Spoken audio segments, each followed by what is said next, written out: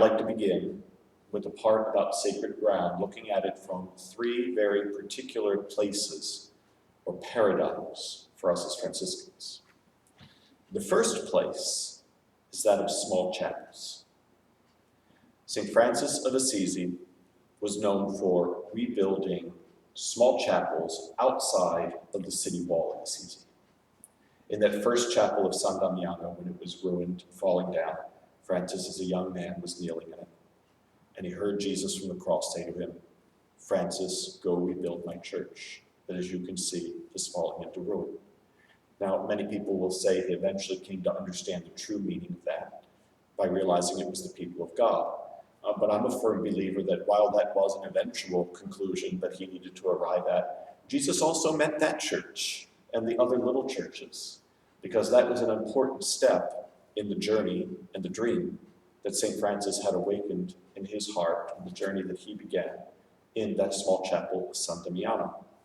And it was by rebuilding with the early community, the early friars who saw him, joined him, stone by stone, that they, in the conversations of laying those stones and mixing that mortar, were able to share the dream of following Jesus, and being closer to Jesus in a way really unknown at that time in history. So stone by stone, they shared a dream, and eventually, having rebuilt that church in time, he entrusted it to one of his closest friends, St. Clare, and her group of poor ladies, as they were called back then, the Poor Clares today. And in a sense, it was fitting that he gave this to them as their very first monastery, because they became, if you will, guardians of that dream, safeguarders of that dream, and would even later remind Francis and the friars of what the heart of that dream was about when they were wondering or questioning or looking for guidance. A second chapel that he rebuilt outside of Assisi is that of St. Mary of the Angels, also known as the Porziuncola, or Little Portion, it was called back then. And this was a place that was known for quite some time, in Francis's time, to be a place where angels dwelled, a holy place, a sacred place. It was holy ground, if you will. And this is the place that St. Francis truly understood to be his home, the place most dear to his own heart. So much so that he asked to go there at the end of his life when he was dying, so that he might die there at home on that sacred ground. And he was so attached to that sacred ground, if you will, so inspired by that holy ground of angels in this small chapel, that at the time of his death, he asked if he could be stripped naked and be laid on that ground, close to the earth, that he might, in a sense, leave this earth the way he came into this earth, with nothing of his own. It was also a place where Francis truly understood and began to develop, I think, more deeply within himself and within our fraternity, a sense of what we as Franciscans call sine proprio. What's that? A fancy Franciscan word in Latin or phrase that means, "and nothing of my own." That in this world we truly are pilgrims on a journey, and everything that we have is a gift from God.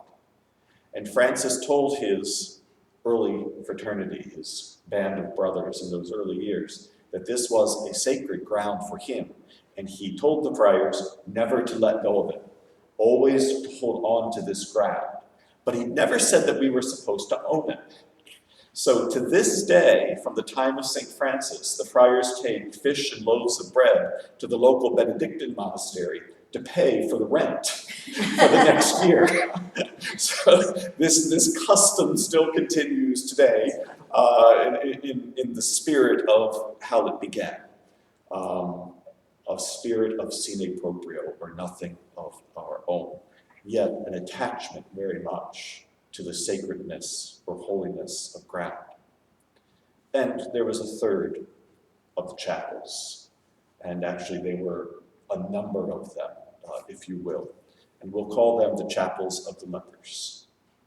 There are many outlying chapels or places of prayer outside of Assisi, outside the walls where lepers lived. And this became Francis's ministry because it was the encounter with the leper on the road, something which repulsed Francis, that he was called back and he embraced and he kissed that leper, and in that he said, this was my conversion moment, and all that which was bitter in my life has now become sweet. And so he reached out to the margins, to the lepers, and he and the early friars lived with the lepers and ministered to them, and the lepers in turn ministered to the friars through their life and example as well. And these many places can still be visited outside the city walls of Assisi and the valley today. So the first place that we see Francis finding sacred ground is that of small chapels outside the city wall. The second place is on the mountaintop, a very biblical understanding of finding God or holy ground. And for Francis, he would say that it was God who formed the mountains and created the wind and the spirit through which God bears his thoughts to all of us people. And this happened to him on a very particular mountain, that of Alvernia, up in Tuscany. It was climbing up on this mountain toward the end of his life that Francis had that encounter with Christ crucified in the form of the six-winged seraph, the angel of love. Remember, Francis is very attached to angels. And so the Lord appeared to him in a very special angel, with Christ in the middle of it crucified. And there he received the holy stigmata, or the wounds of Christ, in his hands, in his feet, and in his side. He becomes an alter Christus, another Christ, an example for us. Another Christ, much like Kateri Tekakwitha, when you stop to think about it, who bears the witness to Christ in her sufferings in the same way that Francis did in his sufferings. Another mountain that was very important to Francis was that of Mount Sabazio, on which Assisi itself is built. And Francis spent quite some time, not only on this mountain, but in its shadow, in the courtyard, or the yard rather, of San Damiano, when it was the monastery of St. Clare and her poor ladies. And this was toward the end of his life. And there in the shadow of Mount Sabazio, Francis lived in a little hut of isolation, blind, suffering, not unlike Kateri in her life of isolation and her blindness that she had. And it was in the midst of this blindness and this suffering that St. Francis wrote his famous Canticle of the Creatures.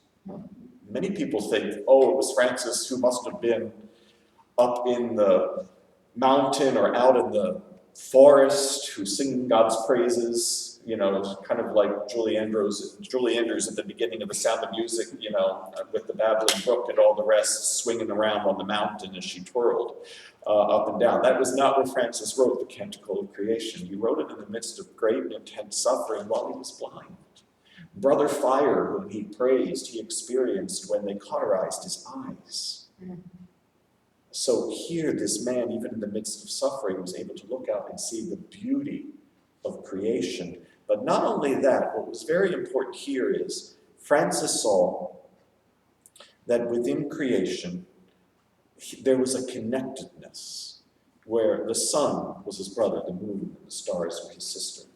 Fire was his brother, water was his sister, and the earth was his sister and mother.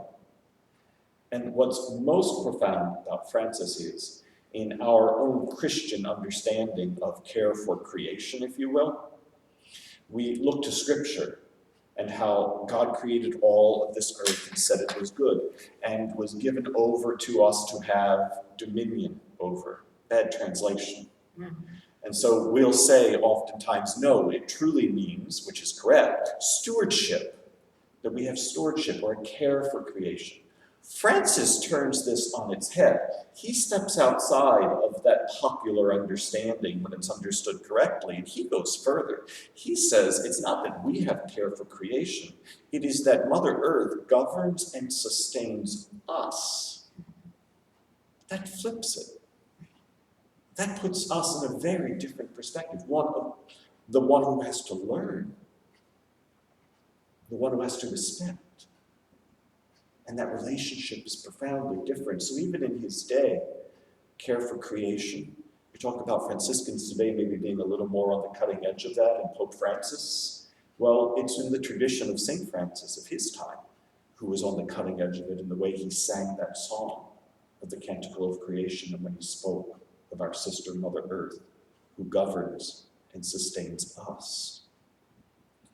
And then he used to like to, in his lifetime, St. Francis, climb up into Mount Sabazio, to this place called the Kateri. There were caves up there, and he would take some of the friars, he would pray, and there be at one with nature. You could imagine him like any of us who go off into the hills, into the mountains, and at night you see the brightness of the stars, being far from the city.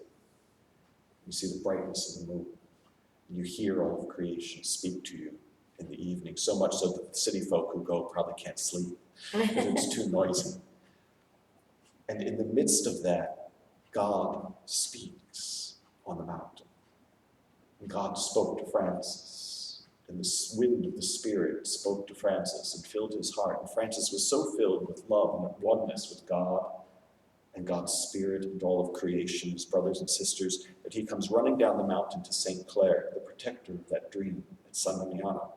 And he says, "Clare, my friend, my sister, I've had this amazing experience of God up in the mountain. And I think I'm called to go up there and just stay there and commune with God as a hermit." And she said, as the guardian of the dream, "No. Your job is to go take that and share it with the people in the town square, in the city. Go and share this with others. Go and share this with the lepers that you care for in the margins outside of the city wall. Go and share this dream with others, that others might join you on this journey, this special journey of rebuilding church and reordering thought and hearts so that we might live together in a different and in a new way. Go to the city," said Clare, the guardian of the dream. Now in time, after the death of St. Francis, and the death of St. Clare, the idea of sacredness or sacred ground for us Franciscans began to shift in those years.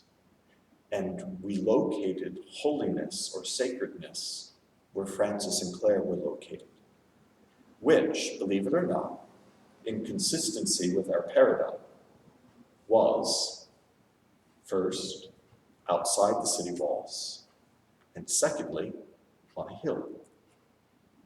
The Basilica of St. Francis was built, and if you look at the city of Assisi, it goes up and comes down on the other end. And on the other end, outside of the city gate, there was a cliff that drops off.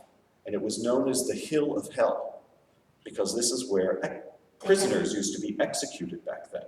And when you think about it, not only was it bad for that, but it used to stink, because to be very practical, in the medieval world, everything kind of went out the window into the streets. And when the rain came, it washed everything down, and it ended up here in this Hill of Hell. So it stunk to high heaven, so to speak, pardon the pun.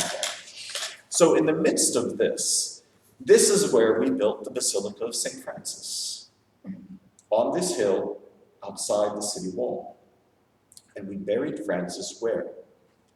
Inside the ground.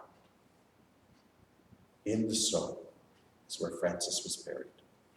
And it would later become the heart of Assisi, as the city walls would later extend, or this concept of the city, to include the basilica itself as its crown jewel.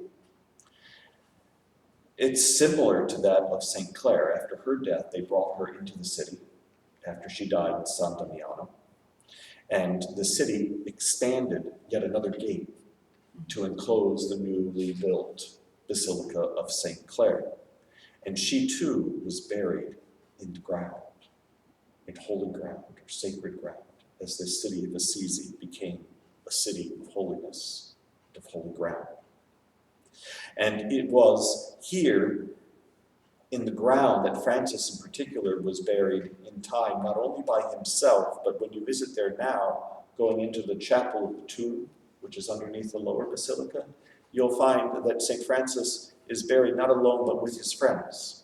He has Brother Leo, his closest of friends back then, Angelo, Rufino, Matteo, those with whom he would, in time, dance like Julie Andrews on the mountains and through the woods with, singing God's praises, and oftentimes he usually sang in French, the language of his mother, the language that he learned the faith in on his mother's knee. And they would sing these beautiful songs of God's love and God's creation. And that song continues in death and then being surrounded by one another. But not only are those friends of Francis buried with him, but also a lady friend who was very, very close and important to him, Lady Jacoba. And she was a wealthy woman of nobility in Rome. And it was Lady Jacoba who St. Francis nicknamed Brother Jacoba, making her an honorary member of the community, realizing that poverty wasn't about the haves or the have-nots, but rather not letting our possessions possess us and putting God and other people first in our life, having that sense of, as he learned at St. Mary of the Angels, or the little portion chapel of the angels, sine proprio, or nothing of our own. Now, what does this mean for us now in the context of care for creation? And to understand that, I'd like to go to one of our great Franciscan scholars from the medieval period. And his name was John Duns Scotus. He hailed from Scotland. He taught in England and Germany, and he was known to be one of our great philosophers. And Scotus, when we look at his teaching, it has to be understood in the example of the three paradigms of sacred ground that we just discussed, that we just talked about. Small chapels, mountains, and then Assisi itself, and that sense of Francis and of Clare and their spirit that still abides there in a very tangible way. For Scotus, when he teaches, he understands the canticle of creation. He understands the heart of Francis being expressed in this canticle. And to do so, he understands very particularly that, unlike the Dominicans, the Franciscans have a concept of light that is different. What do I mean by that? In the Franciscan school of this age, Scotus would tell us that there's a light shining inside each and every one of us. And that light is bright. You come to shine because that light of God is within your heart. The best example I can give you of this is when I grew up, my parents would always dig out of the drawer the baptismal candle for myself and for my sisters on our baptism day, and they would sing to us to the tune of Happy Birthday, Happy Baptism Day, with that candle. And then they would tell us, before we blow that candle out, because you love blowing the candle out like on birthday cake, that the light that represents the light of Christ that is to be kept burning within us, that candle is a symbol of, when we blow that out, that light grows stronger inside of us. That light of the Holy Spirit, that wind of fire is within us. The Dominicans, on the other hand, they have a concept like the window here where the light shines forth onto someone. That is not the light within, but the light that's outside shines on someone and makes someone holy. Now, I'm not saying the Franciscans or the Dominicans, one's better than the other, one's good or bad. That's too polarizing, and they wouldn't have understood it that way in the Middle Ages. They're two different approaches to get to the same good. Of course, I think there's a better approach among the two, as to John Duns Scotus. So we'll stick with the Franciscan version of you being a bit of a lantern, if you will, with God's light within it. And what Francis says is this. Sue, may I use you as an example? Okay. For those of you watching later, Sue is over here to my right. And St. Francis would have been very proud of John Duns Scotus because he coined his own word his own very particular word. In particular, it's in Latin, and the word is hegeitas. What does hegeitas mean? It is a big fancy word that means nothing more than this: thisness or specialness. So there is a thisness or a specialness, a Sue-ness about Sue that is unique and unrepeatable. Meaning, now Sue's husband, Brian, is here next to her, so he's going to attest to this. Brian, wouldn't you agree that in all of history there has never been a Sue like this Sue? And in the future there will never be another Sue like this Sue.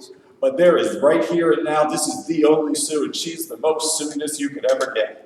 Is that about right? Brian gave me a thumbs up. He attests to it.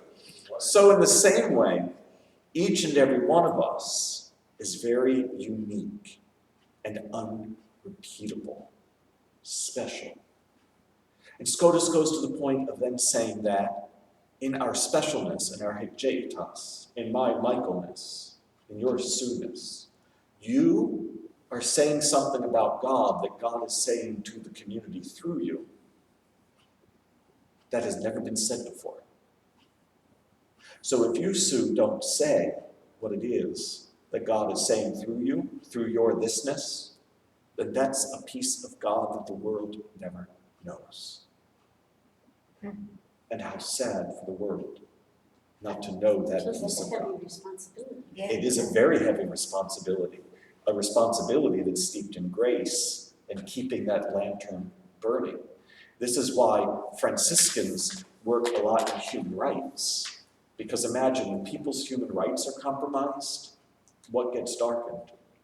That light grows dimmer as the spirit is burdened. So how do we free that spirit that it might be all that it was meant to be, and can sing that song that God intends to be sung through that person? That's why we fight for human rights, for justice, for equality, and for people to enjoy happiness and joy, like St. Francis did, so that that might break open and become contagious, if you will, within the world. But what's interesting with us Franciscans, we're never satisfied. And that's just part of who we are. It's rooted in our Christianity, I do believe. And Scotus goes further. Not only is there a certain ecce in the person, but also in nature. So there's a uniqueness and an unrepeatableness in nature. And science has moved much beyond the Middle Ages. And science tells us now that there are no two blades of grass that exist that are the same. So in the same way, with trees, with animals, as you look through nature, there is a uniqueness in each and every being as God has created this world. So we talk about, for our Franciscan sake, Sister Grass, Brother Tiger, and you realize that there is a uniqueness there and God is saying something through nature. So when we talk about how endangered species are hunted, or strip mining happens, or here in the Appalachian region, especially as you go further south, with the mountaintop mining, that's a type of martyrdom from a Franciscan perspective. A martyrdom of the creation through which God is speaking that is silenced. And Pope Francis talks about this in his encyclical, Laudato Si, that letter to the world, when he talks about protecting endangered species and all of creation and all of nature. So for us, we go back to Scotus, and he likes to use images of music. And so we could say that there's a cosmic symphony that's being played throughout all of salvation history in this universe. And in it, we could say we have a very special part. And our part is to sing the melody. And each of us, as we find our song, like Francis did, and sing our note, then we join that cosmic symphony of people throughout all of salvation history in this universe. And in the same way, creation is that harmony, which comes together as it's able to sing with full voice. And so our challenge is today in Care for Creation, from a very Franciscan perspective, is to recognize that sacredness of ground, that connectedness as brother and sister one, not only one to another as human being, but also to all of creation as God has made it. You know, at the end of his life, St. Francis was asked to, as I mentioned earlier, was asked to be taken to St. Mary of the Angels, to that special sacred ground in his life that he simply called home, so that he might die, and that he be laid naked on the ground there. And there, in his sine proprio, in his nothing of my own, as he's ready to embrace his sister, bodily death, which was the last verse of that beautiful canticle of creation that he finished just before he died in that hut in San Damiano. St. Francis, lying there, looked to his brothers and his sisters, including Lady Jacoba, who in her JPIC brought to his deathbed his favorite thing, little sweet almond cookies. and it was part of her being a mother figure for him, and part of her giftedness that she was able to bring this in to speak to him in a very special way as he was about to embrace his sister bodily death. And in that moment, having tasted those cookies with the sweetness of it lingering on his lips, he turned to his brothers and his sisters and he simply said, "The Lord has shown me what was mine to do. May he now show you what is yours to do." The world does not need another Francis of Assisi. We had one. That's more than enough than the world could probably handle, to be quite honest. And his song is still sung today because he sang so well. But what it does need is another Brian, this Sue, this Helen, this Bill, this you. I feel like Miss Nancy on Romper Room, as she used to look through and say the names. You always waited for your name to be sung, for those of you who are of that generation. But that was the beauty of that Romper Room moment, so to speak, at the end of each class. That emphasis on the beauty of JPIC, of us finding what it is that's ours to do. What is the note that we are to sing? What is our verse that we are to add in this cosmic symphony, in this canticle of creation? Amen. Amen.